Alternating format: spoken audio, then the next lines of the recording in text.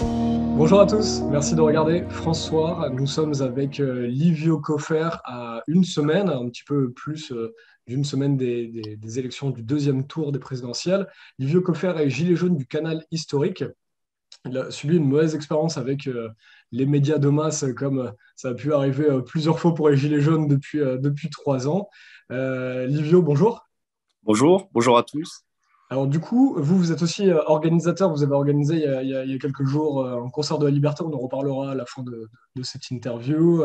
Voilà, donc là, dans quel contexte avez-vous été interviewé? Je crois que du coup, vous aviez parlé un petit peu sur Emmanuel Macron, ils ont enlevé toute la partie, ils ont juste gardé que vous détestiez Marine Le Pen.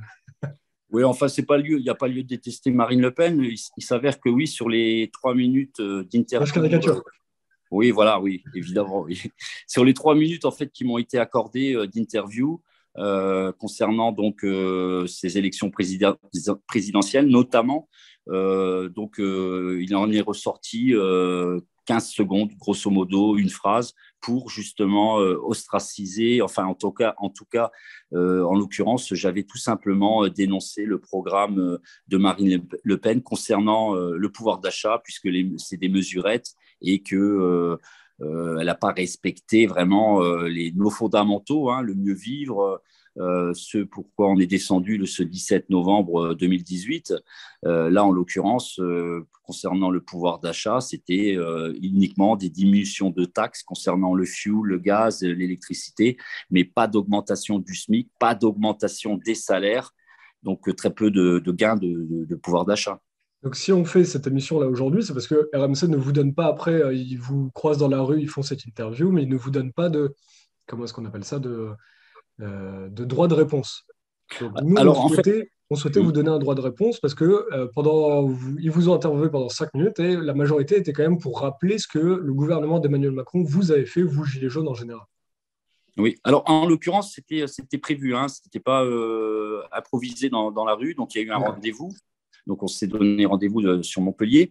Et là, en l'occurrence, c'était 3 minutes, en fait. 3 minutes, grosso modo, à raison de 6 ou 7 questions. Et il en est ressorti uniquement donc ce morceau de 15 secondes maximum. Donc, une phrase, grosso modo, j'ai eu le temps de dire une phrase. Enfin, en tout cas, ils ont repris seulement dans cette interview qui a duré, oui, a priori 3 minutes. Ils ont repris une phrase de 10 à 15 secondes. Le reportage de RMC fait 1 minute 10 et quelques, quoi. C'est un tout petit reportage diffusé sur RMC et donc qui est beaucoup plus court déjà que juste votre interview à vous. Ils doivent faire du montage. Mais vous, en fait, ce qui se passe, c'est que est-ce que vous êtes d'accord avec ça? C'est que vous ne vous êtes pas senti euh, représenté par rapport aux propos que vous vouliez surtout. Vous ne vous retrouvez pas dans les propos qui sont diffusés. C'est ça le truc. Oui, et en l'occurrence, 1 minute pour 2 personnes, puisqu'il y avait aussi une personne, Éléonore Martinelli, hein, de Montpellier, qui œuvre beaucoup dans le social. Elle s'occupe de maraude. Donc là aussi, c'est quelque chose qui a été entrepris d'une manière très généreuse au sein des mouvements des Gilets jaunes, donc solidarité, hein, fraternité, ensemble. Et donc les deux, entre ces interventions à elle et les miennes, oui, on a eu 1 minute pour même pas 1 minute, oui, grosso modo. Moi, en l'occurrence, ça a duré 15 secondes. Donc l'art et la manière de sortir une phrase de son contexte aussi, voilà, le procédé, et de surtout ne pas dire le reste, puisque durant cette interview, j'ai dénoncé cette politique oligarque de Macron, hein, ses injustices fiscales, sociales, son bilan catastrophique, tout ça a été dénoncé de ma part. Et j'ai aussi mentionné, donc, puisque la question m'a été posée concernant ce vote présidentiel, où je ne savais pas me situer, j'attendais notamment le débat pour prendre la décision, puisqu'à l'heure actuelle, j'ai toujours pas pris la décision si j'allais faire barrage à M. Macron en votant Marine Le Pen. Je ne sais toujours pas. Il y a du pour, Vous du auriez contre. préféré, c'est ça que vous auriez préféré que l'on ressente dans le reportage d'RMC. C'est Ah bah oui, cette forcément. indécision. Forcément, puisque là, en l'occurrence, on voit qu'il y a une sorte, oui, d'instrumentalisation, puisqu'ils ressortent la phrase du contexte. Oui, j'ai dénoncé le programme de Marine Le Pen concernant le pouvoir d'achat, puisque c'est la moindre des choses, c'est quand même dans nos fondamentaux. concernant donc ce mieux vivre, hein, ces injustices fiscales aussi. On est descendu, tout le monde le sait, c'est pas la peine de les rappeler, pour l'essence. Donc les taxes, c'est vrai qu'on est l'un des pays les plus taxés au monde. Alors je vais pas l'accuser de diminuer les taxes. Bien au contraire, bien sûr qu'il faut diminuer les taxes au sein de notre pays, mais au niveau de l'augmentation des salaires et aussi du SMIC, mais au prorata, on peut les augmenter par un effet mécanique jusqu'à 2 3 000, 4 000 euros, voire. Hein, donc tout le monde serait gagnant. Il n'y a rien du tout de concret dans son programme. C'est ça que j'ai dénoncé concernant Marine Le Pen, et j'ai dénoncé encore bien davantage le bilan catastrophique de ce pseudo-président, quelque part, on va dire président et porte-parole de l'oligarchie financière, puisque je le vois sous cette domination, sous cette appellation, pardon. Et en l'occurrence, voilà, donc j'ai été un peu déçu qu'il aurait été salutaire et judicieux de reprendre tous mes propos concernant les tenants et les aboutissants de ce quinquennat catastrophique, puisque je rappelle quand même que c'est le seul président dans l'histoire de la République des temps modernes qui a fait descendre une partie de son peuple dans la rue durant quasiment tout un quinquennat. Comment est-ce que donc vous aviez pris rendez-vous avec les journalistes d'RMC? Vous avez encore confiance dans leur manière de parler, dans leur manière de vous interviewer? Comment est-ce que vous verrez ces interviews dans le futur et qu'est-ce qui vous a poussé à avoir encore confiance, à leur donner votre parole? À la journaliste qui travaillait avec RMC, oui, j'avais de la confiance et j'en ai encore. Mais le problème, c'est pas eux, c'est pas les journalistes qui vous posent des questions, puisqu'elle a posé les bonnes questions. Le problème, c'est au niveau du montage, c'est tout au-dessus. C'est au niveau de ça se décide. Donc voilà, nous ne vivons pas dans un monde de bisounours. On sait très bien ce qu'il advient, donc moi j'ai mon opinion là-dessus, mais il s'avère qu'au niveau du montage, donc là ça concerne la régie, que vraisemblablement qu'ils ont des consignes, hein, tout simplement, et en l'occurrence j'appelle tout simplement à respecter les journalistes qui sont sur le terrain, parce que eux a priori ils font le job. En tout cas, cette journaliste m'a posé les bonnes questions, n'a pas fait de parti pris, n'a pas eu de parti pris. Elle a exercé sa profession d'une manière très professionnelle, justement, et je n'ai pas eu de soucis dans ce cas précis. Après, évidemment, il y a au-dessus des donneurs d'ordre et puis tous ces montages qui sont réalisés. Et là, les journalistes qui sont sur le terrain et qui questionnent les gens ne sont pas incriminés. Donc, j'appelle justement à respecter les journalistes qui se trouvent sur le terrain, puisque ce n'est pas eux qui ont le pouvoir décisionnel, ce n'est pas eux qui décident comment va être fait le montage. Voilà, donc je demande à tout le monde justement de respecter voilà, les gens qui sont sur le terrain et qui, eux, pour la plupart, font leur métier convenablement. Pour résumer, c'est très intéressant. Là, vous dites finalement, vous avez confiance dans les journalistes que vous voyez sur le terrain, mais le problème, il est là-haut. Il a ceux qui reçoivent la vidéo et qui font le montage. Nous, on le voit très bien. Alors, François, on est une beaucoup plus petite équipe, donc on va tout faire quand je filme. Après, je fais le montage et on envoie. C'est moi qui ai la main sur mes trucs, mais à RMC ou dans d'autres chaînes de télévision, ils vont pouvoir envoyer la vidéo et derrière, c'est plus de leur fait. Alors que leur équipe va faire la manipulation et retenir ce qui les intéresse. Exactement. Donc en fait, finalement, on en revient au même problème, c'est-à-dire qu'il y avait des gilets jaunes et des policiers qui disaient, mais le problème, c'est pas les policiers avec les gilets jaunes, c'est l'administration qui donne l'ordre. Et ensuite, les policiers ne peuvent rien faire. Donc en fait, il faudrait que les policiers et les journalistes deviennent gilets jaunes alors. C'est ça. Ouais. Oui, mais quand bien même il y a eu, hein, bien sûr qu'il y a des journalistes qui sont gilets jaunes, comme il y a eu aussi au début de ce mouvement contestataire des policiers qui étaient gilets jaunes. J'en veux pour preuve, à Montpellier, il y avait un policier qui était en civil, bien sûr, du coup, qui n'était pas en tenue et qui ne travaillait pas, qui était présent sur le rond-point, justement, d'Éléonore Martinelli, qui était avec moi, interviewé par cette journaliste, et qui était gilet jaune dans le cœur. Et il y en a encore, hein. Il y a bien sûr qu'il y a aussi des policiers qui sont gilets jaunes dans le cœur. Après, bon, ça n'enlève pas qu'il y en ait d'autres aussi qui ont fait le travail d'une manière moins professionnelle, qui ont abusé, qui ont joué les cow-boys, hein, cette expression qui est assez diffus. Là, en l'occurrence, c'est un peu comme une guerre. Hein, vous savez, il y a au niveau d'une guerre des belligérants qui participent à une guerre, vous avez les militaires qui obéissent aux ordres et aussi certains d'entre eux qui ont été au-delà des ordres et qui ont fait du n'importe quoi aussi. Hein. On a vu ça durant la dernière guerre mondiale.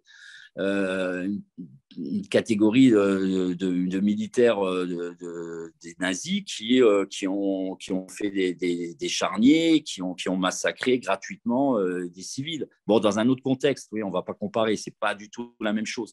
Mais voilà, c'est les donneurs d'ordre et quelque part, moi j'ai toujours dit qu'il fallait plutôt s'en prendre à ceux qui sont tout en haut, hein, en l'occurrence. Bon, il y a des procès qui sont en cours, on va voir, hein, au tribunal international, mais c'est vrai que sur Castaner, qui est quelque part qui est concerné, hein, par ça. Alors, on ne sait pas s'il a donné carte blanche, on ne le sait pas, on va le savoir. Hein. La justice, j'espère, œuvrera pour qu'on apprenne la vérité. Bien souvent, on le sait très bien, ça vient d'en haut, c'est pyramidal et c'est les donneurs d'ordre qui laissent faire ou qui sont conciliants. Puisque moi, je m'en rappelle très bien de la présence justement de M. Castaner dans une école primaire avec des enfants et qui expliquait à ces enfants au tableau où on pouvait tirer des balles de LBD à des enfants. C'était scandaleux quand même. Des enfants, voilà, je pense qu'à cet âge-là, on a une certaine forme de sensibilité à fleur de peau et aller expliquer dans une école où les forces de l'ordre avaient le droit de tirer par LBD, surtout dans ce contexte-là, puisqu'on était en plein mouvement gilet jaune, c'est totalement scandaleux. Le LBD, il faut rappeler que c'est pour les forces de l'ordre le moyen de tirer sur des manifestants pour les repousser sans tuer. C'est des balles qui ne tuent pas, mais c'est ce qui a fait que certains ont perdu des yeux, ont eu des gros problèmes aux jambes et ce genre de... Voilà. N'importe où, ça peut faire extrêmement mal, casser des côtes ou n'importe où. Et il y a des pays, on voit, où il est interdit. En Europe, il n'y a pas beaucoup de pays qui l'autorisent. Hein. Je pense qu'on peut les compter sur les doigts d'une main, des mains, voire une main même. Donc voilà, là aussi, c'est encore un sujet à polémique. Mais il faudrait peut-être se pencher sur la question avec tout au moins déjà moins de force d'impact aussi. Essayer de faire en sorte que ça ne crève pas les yeux et pareil pour les GLF4, que ça ne mutile pas.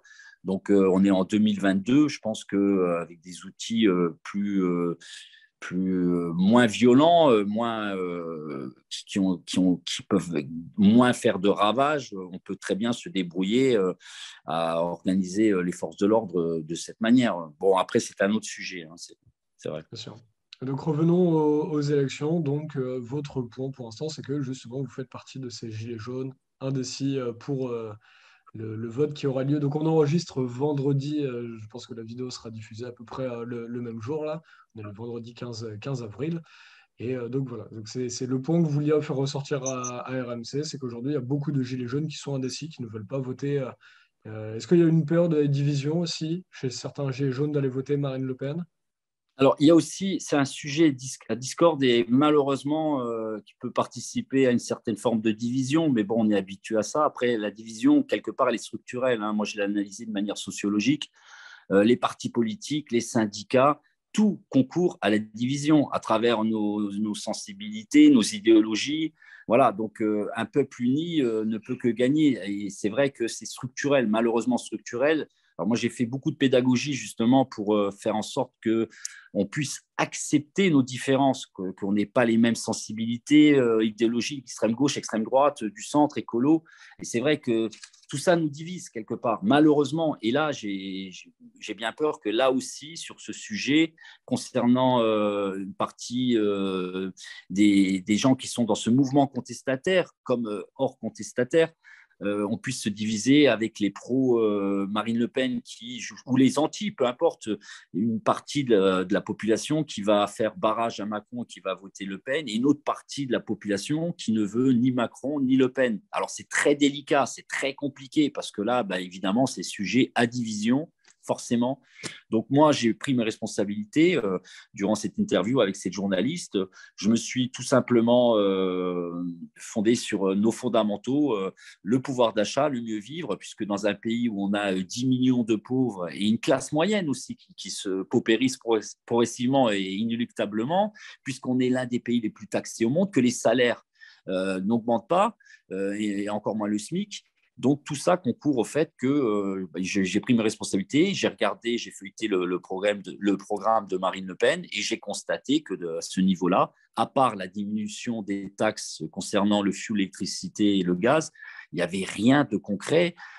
Et aussi, j'avais oublié la suppression de la taxe audiovisuelle, mais c'est le même cas pour Macron. Hein. Ils sont tous les deux sur le même ordre, le même programme au niveau de ce que je viens de dire.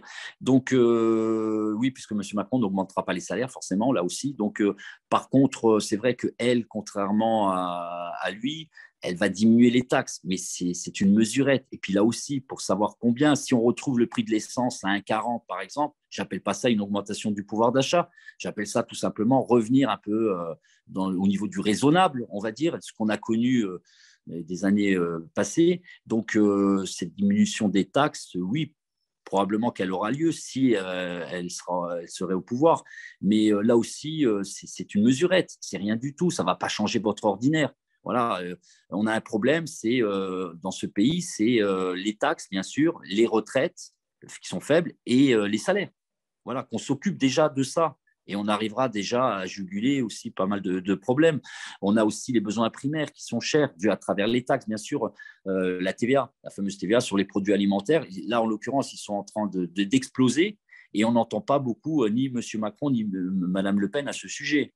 Voilà, donc ces besoins primaires, le logement qui est très cher en France dans les grandes agglomérations, qui concerne quasiment le quart d'un budget d'un salarié, hein, quelque part smicard par exemple.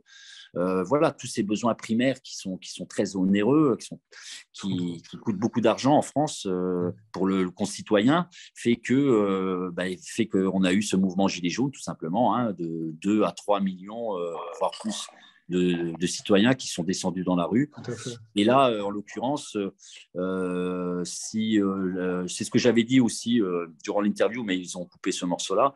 Ça, ils auraient pu le mettre. Par contre, je ne comprends pas pourquoi il n'est pas mis. C'est que si Marine Le Pen n'arrive pas à accéder au pouvoir, elle devra s'en vouloir qu'à elle-même. Puisque je pense que si elle avait mis le paquet sur le pouvoir d'achat ou prendre des mesures aussi pour diminuer cette paupérisation galopante, puisqu'on a 10 millions de pauvres, encore une fois, dans ce pays, si elle avait pris des mesures vraiment fortes à ce sujet, je pense qu'elle aurait eu un électorat supplémentaire. Donc, merci d'avoir pris le temps il vivra de verra. témoigner. Merci d'avoir pris le temps de témoigner, Livio Coffer. Merci, merci. Est-ce que vous pouvez nous parler rapidement de cet événement que vous avez organisé il y a quelques semaines à Montpellier? C'était le concert de la Liberté, c'était le premier gala avec tous ces artistes. On a fait un petit article dessus.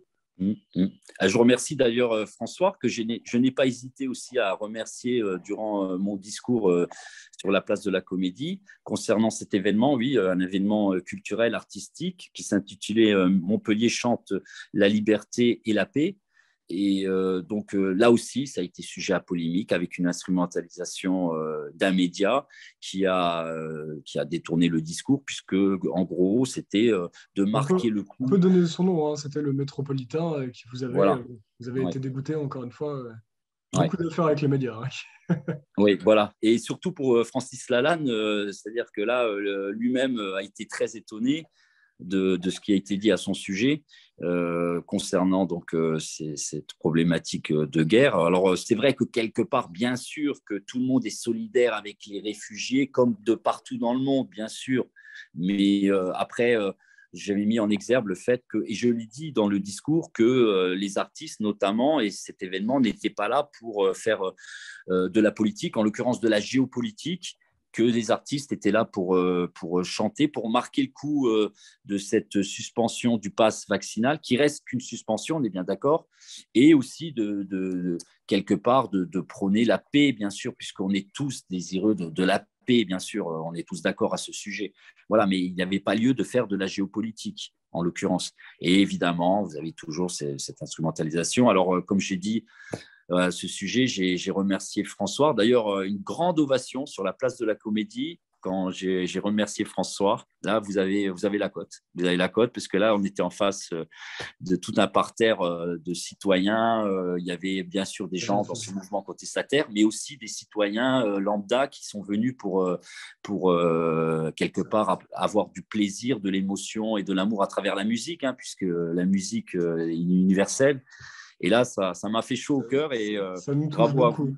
Ça Ouais. nous touche beaucoup. Mais nous, on essaie seulement de. Déjà, effectivement, on a la chance que, voilà, sans vouloir faire le pro-patron, on a la chance d'avoir quelqu'un qui peut gérer un média et nous laisser la liberté, en tout cas, en tant que journaliste, je comprends très bien comment, pour revenir au sujet de base, comment des journalistes comme RMC peuvent en arriver à ça, parce qu'on envoie juste la vidéo et on perd la main sur notre projet. C'est-à-dire que c'est comme. euh, on disait au 19e siècle qu'on enlevait à l'ouvrier qui venait travailler à l'usine, on le dépossédait du fruit de son travail. Là, c'est pareil pour le journaliste de terrain qui est dépossédé de ce qu'il voit sur le terrain. C'est vrai que c'est important de le dire pour les gens qui ne connaissent pas forcément tous les tenants et aboutissants du journalisme. C'est nous, on en fait de la manipulation. Même là, pour mettre cette vidéo sur les réseaux, on va faire une version de 9 minutes où je vais devoir couper des choses pour que ça rentre dans un cadre de 10 minutes, ce qui nous est demandé par les réseaux sociaux.